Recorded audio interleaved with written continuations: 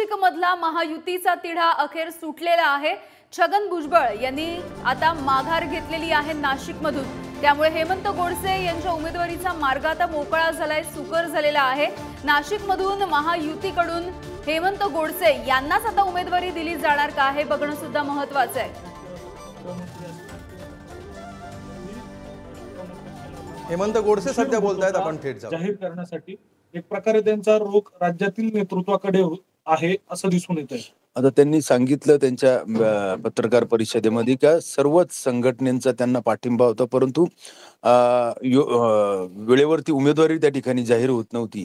तर निश्चित त्यांचं म्हणणं देखील योग्य आहे, कारण शेवटी उमेदवाराला शेवटपर्यंत पोहोचणं ना। लोकसभा मतदारसंघ म्हटला की जवळजवळ 20 लाख मतदार आणि 30 लाख लोकसंख्या, 450 गावांपर्यंत पोहोचणं, एक महापालिका, 4 नगरपालिका, एक देवळाली कॅन्टोन्मेंट, अशा सर्वांपर्यंत पोहोचणं ही खरंच मोठी तारेवरची कसरत असते आणि म्हणून त्यांनी योग्य निर्णय घेतला असावा असं मला वाटतं। याच्यामध्ये शेफाली भुजबळ यांचे नाव, स्वतः भुजबळांनी माघार घेतली असली तरी राष्ट्रवादीचा दावा कायम आहे। त्यांचे अनेक आमदार या ठिकाणी आहेत, त्यामुळे तेही या जागेसाठी आग्रही आहेत। हा तिढा खरंच सुटला असं म्हणायचं का?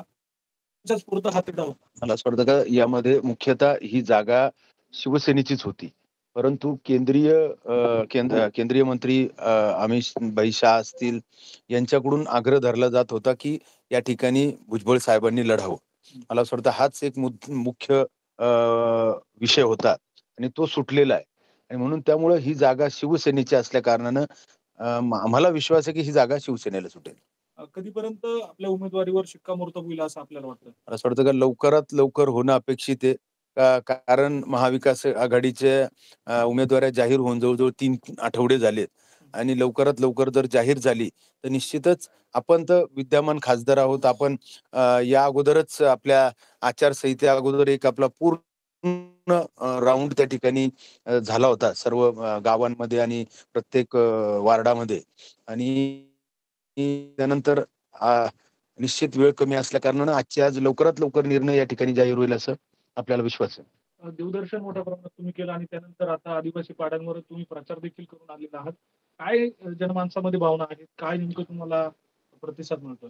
खरं तर परवा रामनवमी होती, या ठिकाणी काळाराम मंदिर असेल नाशिकचं, आणि नाशिकची नगरी ही प्रभू रामचंद्राच्या पदस्पर्शाने पावन झालेली भूमी म्हणून ओळखल्या जाते।